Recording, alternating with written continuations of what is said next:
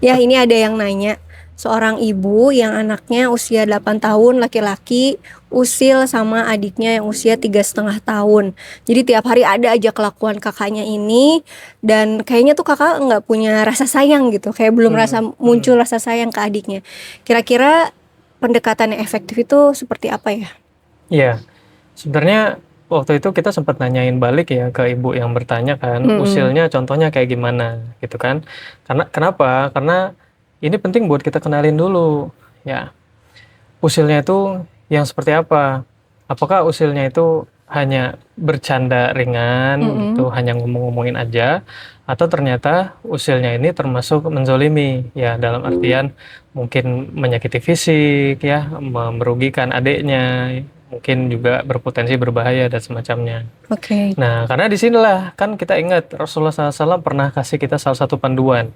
Dalam sebuah hadis beliau bilang, bantulah saudaramu, baik ia yang berbuat zolim maupun orang yang dizolimi. Masya Artinya kan Allah. beliau ajarin kita, termasuk dalam konteks kita mendidik anak ya, ketika ada anak yang berbuat zolim, eh, kita bantu dengan cara kita hentikan kezoliman itu. Sedangkan yang dizolimi kita bela. Nah, tapi makanya kita perlu kenali dulu bentuk usilannya seperti apa. Ini Mm-mm. penting sebagai orang tua kita perlu aware ya, supaya kita bisa bersikap dengan lebih tepat ya ke Mm-mm. anak-anak. Jangan-jangan ternyata si kakak ternyata kayak cuma canda-candain ngomong-ngomong aja kayak gitu. Mm-mm. Kalau kita nggak tahu batasan ini ya, batasan dari hadis tadi, bisa jadi kita overreaction kan, cenderung memarahi, padahal hanya bercanda kayak gitu. Nah, itu poin pertama. Kenali dulu bentuk usilnya seperti apa. Kalau udah kenal, kalau ternyata masuk ke dalam kezoliman, nah ini juga peluang sebenarnya. Ini adalah peluang dalam parenting yang pasti ditemuin banyak orang tua sebenarnya, untuk ngajarin anak-anak bedanya zolim dan perbuatan baik dan perbuatan yang zolim. Sederhananya Mm-mm. seperti itu kan. Ya emang udah waktunya kakak yang Ya, usia 8 tahun buat belajar belajar. sebenarnya ya kan. Kalau di bawah usia adiknya yang masih 3,5, wajar karena akalnya belum ya terbentuk dengan Mm-mm. baik, secara psikologi perkembangan juga kayak gitu. Masih sulit membedakan mana yang baik, buruk, benar, salah. Sedangkan si kakak yang 8 tahun emang udah waktunya belajar mengenali. Maka kita ajarin lewat ya briefing ya, briefing, diskusi Briefing ya selalu kan, efektif ya. Briefing, pasti ya diskusi selalu ya, itu juga. Mm-mm. kayaknya kalau tiap banyak pertanyaan kayak kita jawab itu kan Iya, ya gitu, betul. karena emang itu yang paling efektif Iya, gitu betul, kan betul. ya. Daripada nasehatin terus setiap kejadian, Benar nasehat, nasehat. ya, dengan cara kita diskusi, kak, kakak tadi ngapain adek ya, kalau menurut kakak sendiri, eh, ketika di seperti itu kan misalnya ternyata zolim ya, Mm-mm. kira-kira ada yang ngerasa sakit nggak gitu. Nah, kira-kira kalau sudah seperti itu termasuk ke zolim, perbuatan zolim atau tidak begitu. Ya kita lewat akal ya menanamkan nilai-nilai baik, buruk, benar, salah pada anak-anak. Ya memang ini peluangnya. Seperti itu. Itu poin yang kedua. Jadi udah mulai kita ajarin ya, benar salah, zolim atau tidaknya kayak gitu.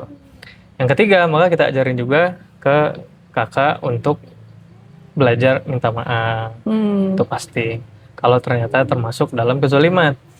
Yang terakhir, perbanyak seperti strategi andalan ibu kan ke anak-anak kita juga, perbanyak aktivitas tim, Ya, ya kan? bersama. Mm-mm. Main air bareng-bareng, bikin kue bareng-bareng.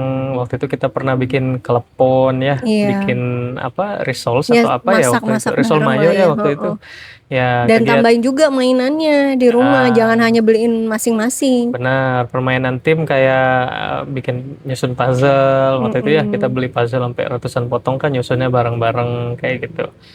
Termasuk juga kayak yang sederhana kayak main bola aja di depan rumah gitu. Nah, permainan tim ini yang dalam satu aktivitas ngelibatin anak-anak tuh semua terlibat walaupun usianya beda-beda dan kemampuannya beda-beda. Tapi ini kan membuat kakak adik belajar lebih saling ngertiin ya. Kakak ngertiin kalau kapasitas adiknya cuma Segitu. segitu dan itu Mm. nggak apa-apa gitu kan, tetap bisa diajak sebagai tim Tim. bermain. Ya, adik juga belajar banyak dari kakak gitu. Biasanya adik sih termotivasi ya, terinspirasi, selalu bilangnya, aku pengen bisa kayak kakak kayak Iya, gitu. Nah, itu betul. kan udah pertanda bagus tuh kalau udah seperti itu kan.